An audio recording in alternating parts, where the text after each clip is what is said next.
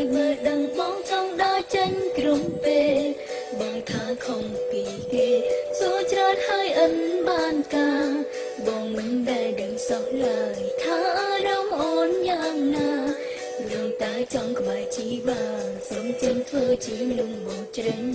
ធន់អូនណាមែនទេទើបធ្វើមិនខ្វល់រាល់ដងពីបាក់ហាមកទេបងពេលចង់ឲ្យអូនរយបានអូនសុំតងបើពេលកន្លងបងធន់ថប់នឹងអូននឹង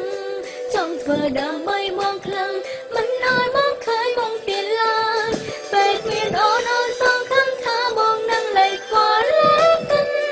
លែងមានអ្នករំខានចិនលែងមានសំឡេងអូនហើយពេលបើភ្នែកឡើងម្ដង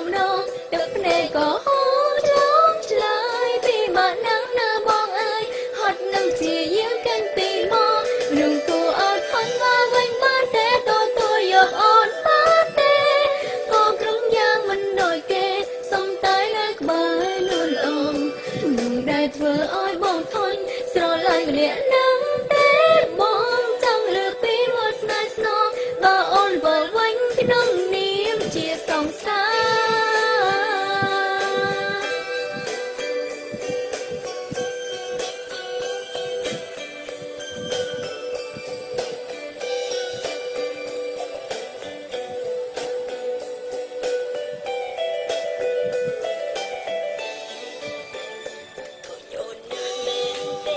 នឹងធ្វើមិនខ្វល់រាល់ដងពីបាក់ហាមកទេបងពេលចង់ឲ្យអូនរយបានអូនសុំតងបើពេលកន្លងបងធន់ថប់នឹងអូននឹង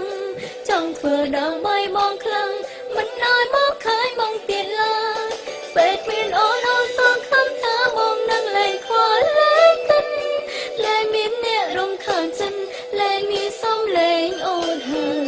ពេលបើភ្នែកឡើងម្ដងទឹកភ្នែកក៏ហូរចង់ឆ្លើយពីបាក់នឹងណាបងអើយហត់នឹងជាយាមកាន់ពីបងនឹងគួរអត់ខុញមកវិញបានទេយក